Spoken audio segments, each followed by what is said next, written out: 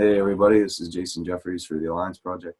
Had a lot of questions and comments. I seen there's like basically a lot of confusion on one certain subject, so I wanted to help clarify anything that I can in a quick, short, summarized form. It's not going to be a long video at all, but it's about Enki and the Anunnaki and the Brotherhood of the Serpent. So, all right.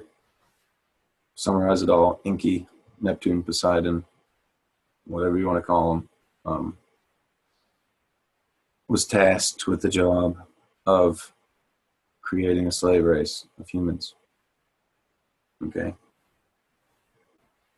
At the time, the Anunnaki and the higher ups and everybody above him, including the biblical Yahweh, Enlil, Zeus, the other god from the Bible. Anytime they say the Lord in the Bible, they're talking about Enki. Anytime they're talking about the vengeful one, they're talking about Enlil. That's why the discrepancy there. But it was forbidden at that time, and still is, for man to know his origins. They feared a revolution. They feared that we would rise up, unite, and rebel against our creators and not work as slaves. So this is forbidden knowledge. This is symbolized as the forbidden knowledge in the Garden of Eden. And also, cool fun fact, if you guys were into Assassin's Creed, you can look up Assassin's Creed 2, The Truth. Anybody can search this, but they'll show you some photos and probably 10, 12 different paintings where this golden apple was essentially embedded into, from Da Vinci to, the greatest artists of all time. These great, every one of these has this little golden apple implanted into it.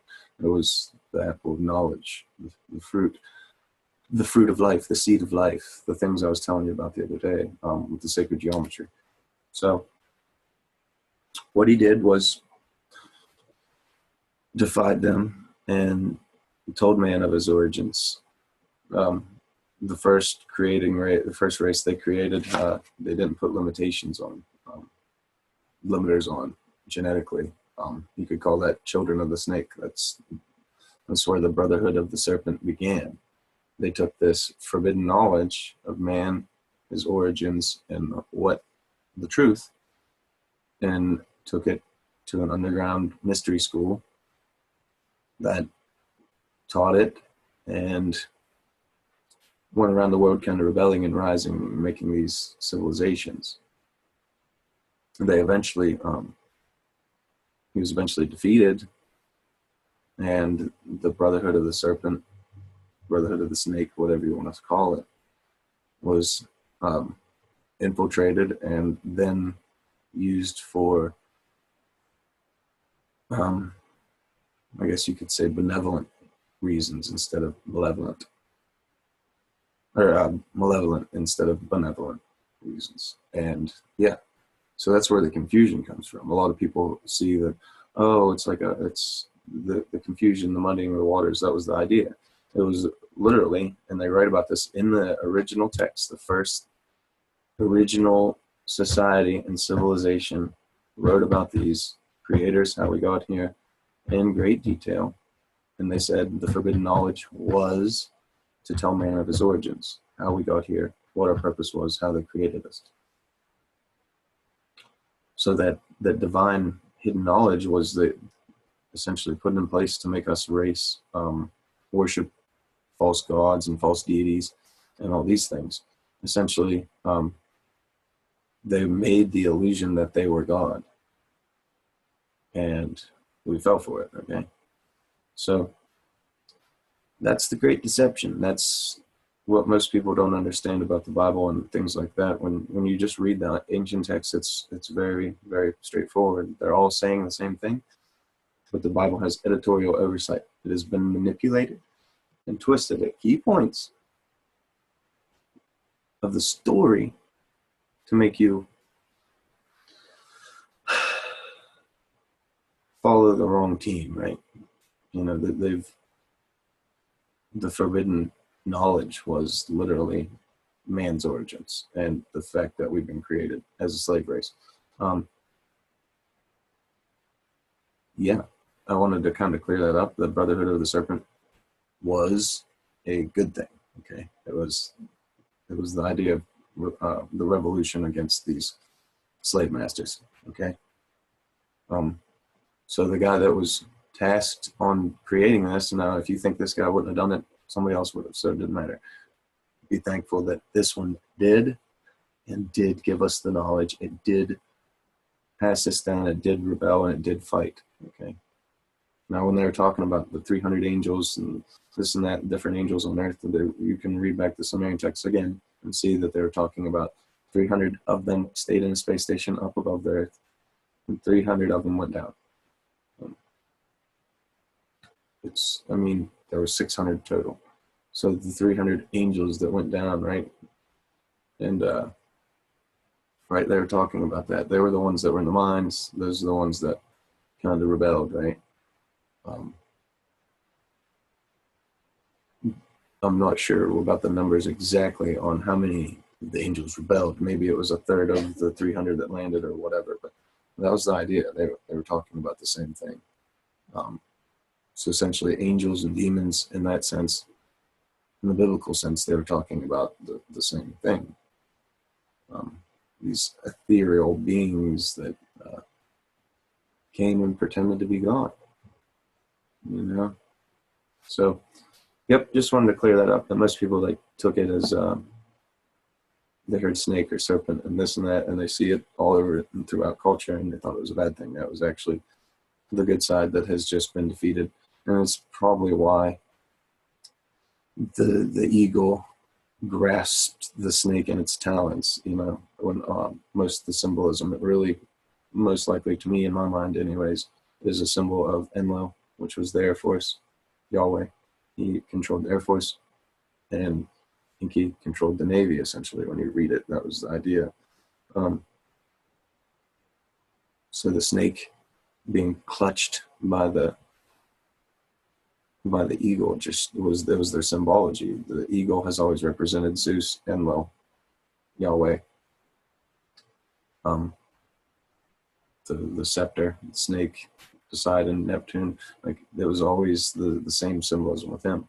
So that carries on to the eagle and the snake battle, the eagle and the snake. The eagle and the snake tribes even carries over into the American Indians. So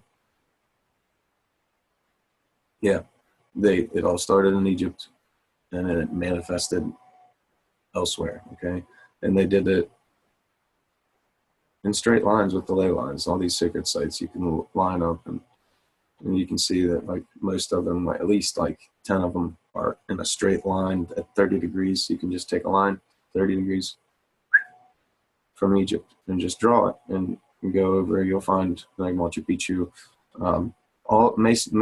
mainly every site in Peru lines up with Egyptians. And to think that the Inca and the Egyptians were, communicating or whatever have you, and that's a lot to take in because the eras, right? So it shows the manifest destiny, just like Thoth told us in the tablets, just like Thoth told us in I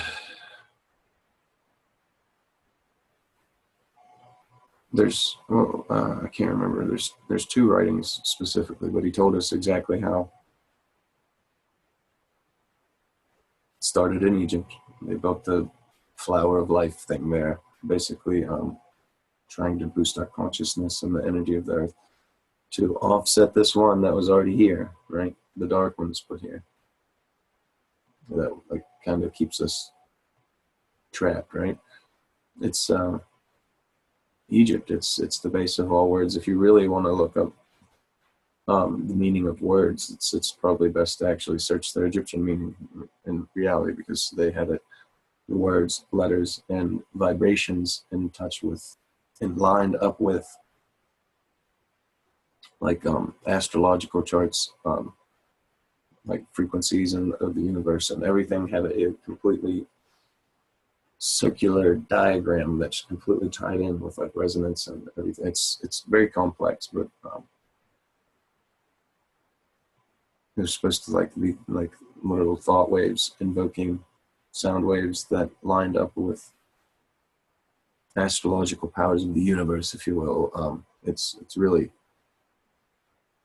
it was kind of like playing music, essentially.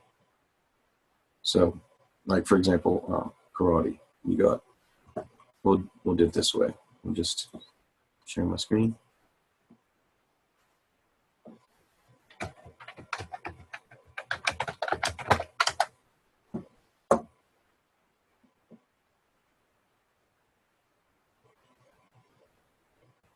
In ancient Egypt, it was the soul of a dead person said to be able to reside on a statue, that of a person in death. So it's a spiritual entity, aspect of the individual, believed to live within the body during life and to survive it after death. Okay, so Ka is your soul. The sun god, supreme deity, right? We all know Ra and what it is. It's the sun that is the celestial, soul.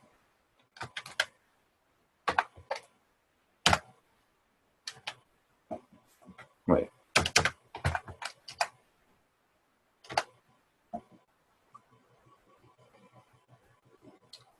The power through which the Tao is become manifest or actualized. So it's the ether they're talking about completely in Taoism. This is the ether. This is the force.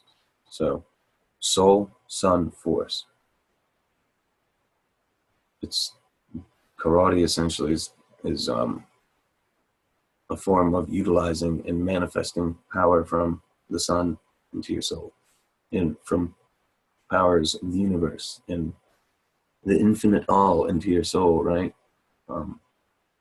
Pretty cool when you really just think of it at the base, and it has completely an Egyptian meaning.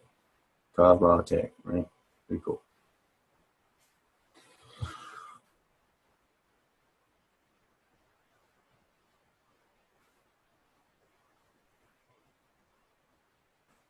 But yeah, just wanted to clear that up. Hope this little video is helpful, and you guys have a good day.